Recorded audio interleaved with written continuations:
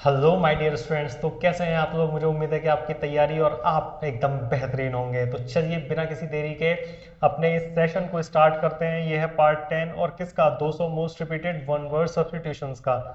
देखते देखते हम कहाँ तक चले आए, पार्ट 10 तक चले आए और ऐसे ही आगे भी अच्छे तरीके से इन पार्ट्स को पढ़ते रहेंगे और इस सीरीज को कंप्लीट करेंगे। और इसके बाद बहुत ही जल्दी एंटोनिम और सिनोनिम की भी सीरीज आएगी, तो उसको भी आप बहुत अच्छे तरीके से पढ़िए, जानिए, सीखिए, समझिए। ठीक है, तो चलिए बिना किसी देरी के करते हैं start. The first question is the study और कलेक्शन ऑफ कॉइन्स, यानी कि या तो पढ़ाई, जांचना, देखना या फिर कलेक्शन करना। किसका? कॉइन्स का। बहुत सारे लोग होते हैं जो कॉइन्स को कलेक्ट कर लेते हैं। किसको कलेक्ट कर लेते हैं? कॉइन्स को कलेक्ट कर लेते हैं। तो उस चीज को क्या कहा जाता है? उस चीज को बोलते हैं न्यूमिस्मेटिस्ट। क्या बोलते हैं उसको? उसको बोलते हैं न्यूमिस्मेटिस्ट। Simple.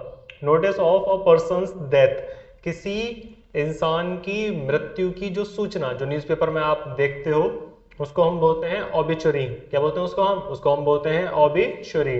One who seize the bright side of things, यानी कि ऐसा कोई इंसान, ऐसा कोई प्यारा और अच्छा इंसान जो हमेशा देखता है किस चीज को? ब्राइट साइड को।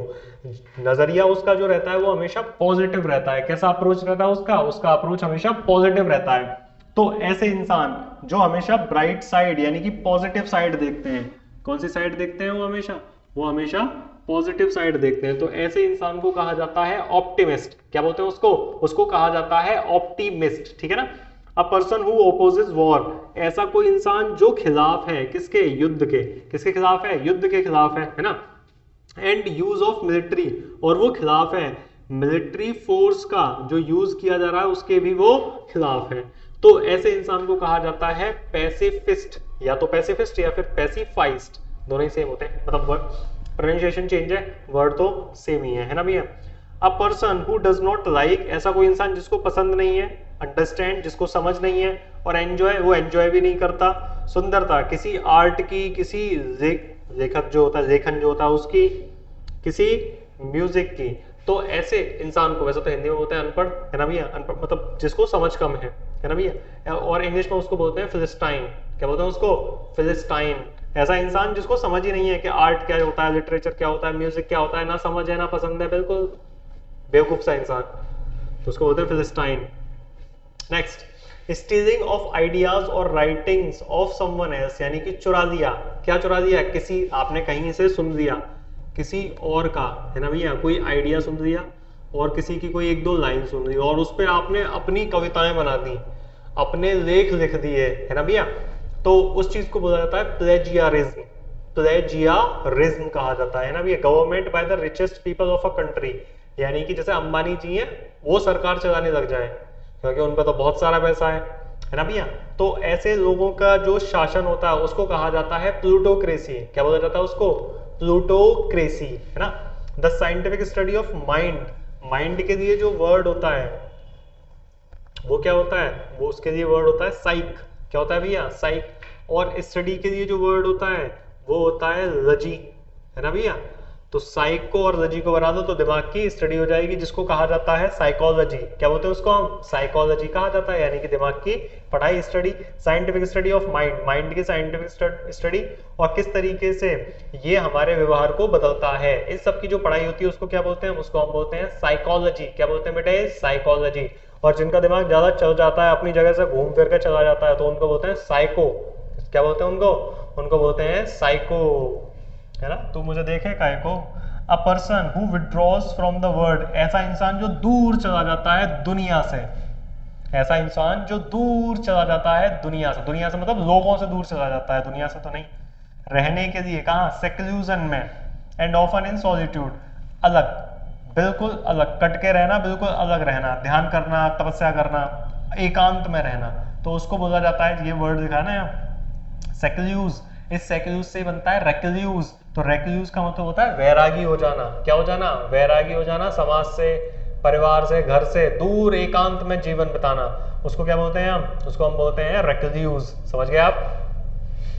A close fitted cover of a sword, यानी कि जो तलवार होती है ना, जो क्या होती है, जो तलवार होती है, तो तलवार को रखने के लिए जो उसका कवर होता है, म्यान जिसको बोलते हैं, उसको क्या बोलते हैं? Cover for the blade of a weapon और अ टूल। ठीक है ना। तो उसको बोला जाता है शीथ। क्या बोलते हैं उसको? उसको बोलते हैं शीथ। शीथ मतलब ऐसा कवर जिसमें तलवार को रखा जाता है, म्यान। तलवार को तो स्वॉर्ड बोलते हैं, उस म्यान को बोलते हैं शीथ। क्या बोलेंगे उसको? उसको बोलेंगे शीथ, ठीक है ना। Something kept as a reminder, कोई ऐसी चीज जिसको रखा गया है यादगार के रूप में। किसके रूप में? यादगार के रूप में। किसी इवेंट, किसी घटना की याद के रूप में किसी चीज को रखा गया है, तो उसको क्या बोलते हैं? उसको बोला जाता है सोवनियर। क्या बोलते हैं उसको? उसको बोलते हैं सोवनियर, ठीक है ना। In exactly the same words, यानी कि बिल्कुल जो सेम वर्ड है उन्हीं का यूज करना, एक वर्ड इधर का उधर ना करना, जैसे लिखा हुआ था सेम उसी तरीके से वर्ड्स को यूज कर देना बिना कुछ चेंज किए। तो उस चीज को क्या बोलते हैं? उसको बोलते हैं वर्बेटिम। क्या बोलते हैं उसको? उसको हम बोलते हैं वर्बेटिम, ठीक है ना। A person who has long experience, ऐसा वो इंसान जिसको बहुत सारा एक्सपीरियंस है, ठीक है। प्रैक्टिस इन एन एक्टिविटी, और उसने एक एक्टिविटी में बहुत सारी प्रैक्टिस कर रखी है, उसको बहुत सारा अच्छा खासा एक्सपीरियंस हो गया है किसी चीज का, तो ऐसे इंसान को कहा जाता है वेटरन। क्या बोलते हैं उसको? उसको हम बोलते हैं वेटरन। जैसे अमिताभ बच्चन इज वेटरन, वो उनको बहुत सारा एक्सपीरियंस है एक्टिंग का।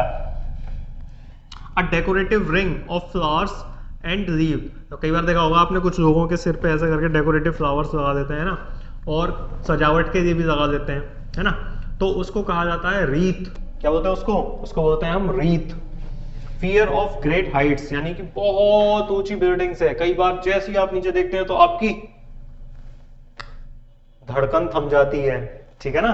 तो ग्रेट हाइट्स यानी कि ऊंची ऊंची ऊंची ऊंची नहीं, ऊंचाई, ऊंचाई से जो डर होता है, तो उस ऊंचाई से डर, उसको अंग्रेजी में बोला जाता है एक्रोफोबिया। क्यों बोलते हैं उसको ऐसा? क्योंकि एक्रो माने होता है हाइट्स, ऊंचाई, और फोबिया माने होता है डर, है ना भैया। तो एक्रोफोबिया का मतलब क्या हो गया? ऊंचाई से डर। किससे डर? ऊंचाई से डर।